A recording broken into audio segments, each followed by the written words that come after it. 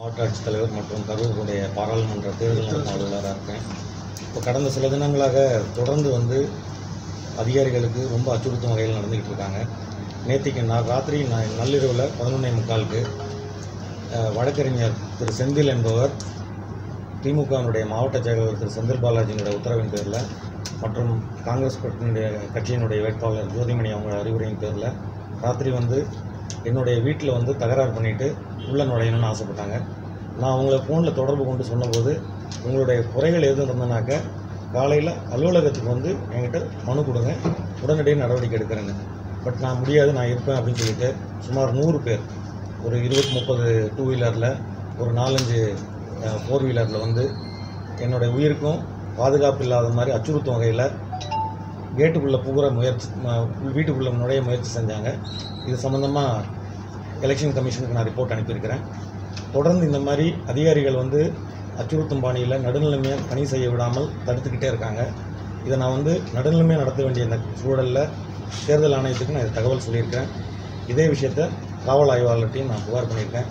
நேற்றுக்கு எஸ்பிக்கு ஃபோன் பண்ணி அவர் என்னை ரெஸ்கியூ பண்ணார். இன்ஃபேக்ட் எங்கள் வீட்டுக்கு முன்னாடி அவ்வளோ பேர் கூடி நின்றுக்கிட்டு நகர மாட்டேன்ட்டாங்க. இதே போல் ஆர்டிஓவையும் பார்த்தீங்கன்னாக்க ஒரு 6 மணி நேரம் அவருடைய அலுவலகத்திலே சிறப்பிடிச்சு வச்சுருந்தாங்க. இது எந்த வகையில் ஜனநாயக முறையில் நியாயம்னு தெரியல. சரியாக நடத்தணுன்றதுக்கு எங்களை அதிகாரிகளை அனுமதிச்சாங்கனாக்க நாங்கள் நடுநிலைமையாக தொடர்ந்து செயல்படுவோம். இதனுடைய விதிமீறல்கள் சம்பந்தமாக தேர்தல் ஆணையத்துக்கும் காவல் நிலையத்திலையும் எஸ்பிக்கும் புகார் செஞ்சுருக்கேன். தேர்தல் ஆணையத்தினோட உத்தரவின் அடிப்படையில் எதிர்வரும் செயல்களை கட்டாயம் மேற்கொள்வோம். புகாரில் திரு செந்தில் வழக்கறிஞர் அவர் என்கிட்ட ஃபோன்லேயும் பேசினார். அதுக்கான ரெக்கார்டிங் நான் வச்சுருக்கேன். ப்ளஸ் நான் திரும்ப வேட்பாளர் அவங்க ஜோதிமணி அம்மா அவங்க கிட்டேயும் பேசினேன். இந்த மாதிரி தயவுசெய்து ஆட்கள் அனுப்பி மிரட்டாதீங்க அப்படின்ற விவரத்தையும் அவங்ககிட்ட என்னுடைய மறுப்பையும் எதிர்ப்பையும் தெரிவித்தேன். அவங்க தொடர்ந்து நீங்கள் பாரபட்சமாக செயல்படுறீங்கன்ற புகார் தான் சொல்கிறாங்க தவிர நடுநிலைமையாக செயல்படுற எந்த அதிகாரிகளுக்கும் எந்த தரப்பினரும் சொல்லக்கூடிய ஒரு விஷயந்தான் நடுநிலைமையாக செயல்படுறது செயல்படாதுன்றது பொதுமக்களுக்கு தெரியும், நடந்து கொண்டிருக்கிறது தான் தெரியும்.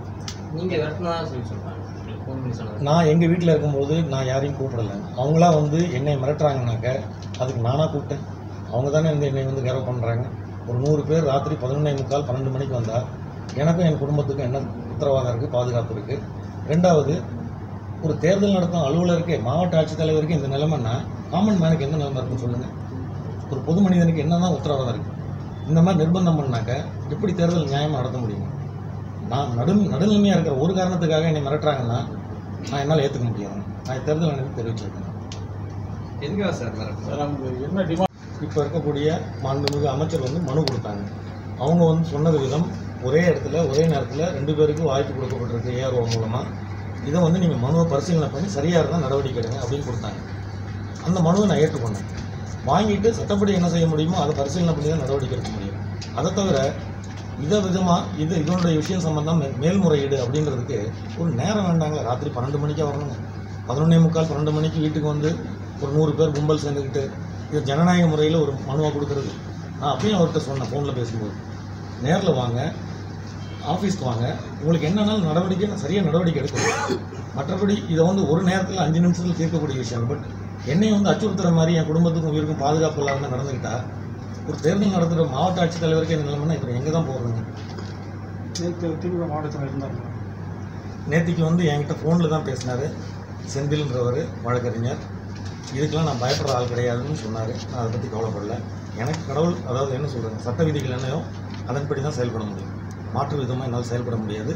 மற்றவங்க அச்சுறுத்துறாங்கன்றதுக்காக நடுநிலை தாண்டி போக முடியாது. யாருக்கு சார் அனுமதி இன்னும் முடிவாக உயர்நீதிமன்றத்தில் இப்போ லிஸ்ட்டாக இருக்குது. இறுதி உத்தரவின் அடிப்படையில் தான் நம்ம நடவடிக்கை எடுக்கணும். சார், ஏற்கனவே அவங்க ஒரு ஆன்லைனாக பிஎம் பண்ணிட்டேன்னு சொன்னாங்க.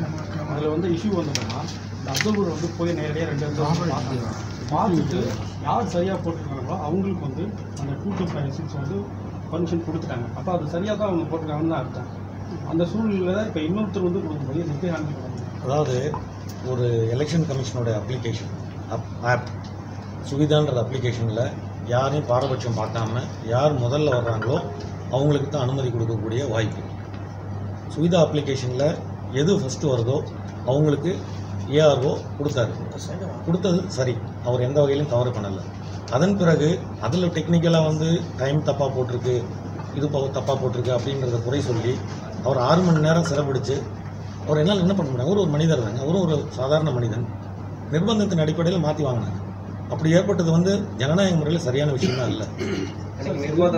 சார் நிர்பந்தத்தின் அடிப்படையில் எலெக்ஷன் கமிஷன் ரூல்ஸை மீறி அப்சர்வர் கொடுப்பாங்க. அப்சர்வர் வந்து இது எல்லாத்தையும் பார்க்கறதுக்கு தாங்க அவங்களுக்கு அவங்க வந்து இன்ஸ்ட்ரக்ஷன் எதுவும் அன்னைக்கு கொடுத்துருக்காங்களா 2 to 6 வந்து ரிட்டனாகவே இது வந்து பியூர்லி ஏஆர்ஓடைய தர்ம சங்கடத்தின் அடிப்படையில் அவர் எங்கேயும் நகர விடாமல் அவரை சிறப்பிடிச்சதுனால அவருக்கு வேறு வழியே இல்லை, மாற்றி கொடுக்க வேண்டிய நிர்பந்த சூழல். இல்லை அங்கே அப்சர்வரே வந்திருந்தாரு. அப்சர்வர் வந்திருந்தாரு, நடுநிலைமை நடக்குதா இல்லைன்றது பார்த்துக்கிட்டு இருந்தார். சார் உங்கள் ஏஆர் வந்து உங்களோட அனுமதி இல்லாமல் அப்சர்வர் அனுமதி இல்லாமல் அந்த மாதிரி ARO is doing on behalf of me. ஒரு ஆர்ஓனுடைய செயல். இப்போ மாவட்ட ஆட்சித்தலைவராக இருக்கக்கூடிய நான் ஒரு 6 சட்டமன்ற தொகுதிகளில் எல்லாத்துக்குமே அனுமதி கொடுக்க முடியாது. காவல்துறையினுடைய என்ஓசி சட்ட ஒழுங்கு பிரச்சனையை பார்த்துட்டு அதன் அடிப்படையில் அனுமதிக்கப்பட்ட முதல் யார் அப்ளை பண்ணுறாங்களோ முதல்ல கொடுக்குறாங்க. இது எல்லா இடத்துலையும் நடுநிலைமையாக கொடுத்துட்டு தான் இருக்காங்க. இல்லை அதுக்கப்புறம் வந்து திருடம் பண்ணாங்க கொடுத்துட்டாரு யார் சொல்கிறீங்க, அதுக்கு வாசி இது உங்களுக்கே தெரியும். இதுக்கு மேலே நான் அதில் இருந்து விளக்கம் சொல்கிறதுக்கு முடியாது. நீங்கள் அத்தனை பேர் வந்திருந்தாங்க, எவ்வளோ பேர் அவரை சிறப்பிடிச்சு வச்சுருந்தாங்கன்றது நீங்களே கவர் பண்ணியிருக்கீங்க, பார்த்துருக்கீங்க. இதனால் போலீஸ்லாம் ஒன்றும் இது நான் எலெக்ஷன் கமிஷனுக்கு தகவல் தெரிவிச்சிட்டேன். எனக்கு என்னுடைய பாதுகாப்பு கேட்டிருக்கிறேன். வேறு ஏதாவது பரிந்துரை பண்ணியிருக்காங்க இந்த சூழ்நிலையை பேசணும். நான் என்னுடைய சூழலை வந்து எலெக்ஷன் கமிஷனுக்கு தெரிவிச்சிருக்கேன். மீதி வந்து அவங்க என்ன அறிவுரை சொல்கிறாங்க அதன்படி நடவடிக்கை.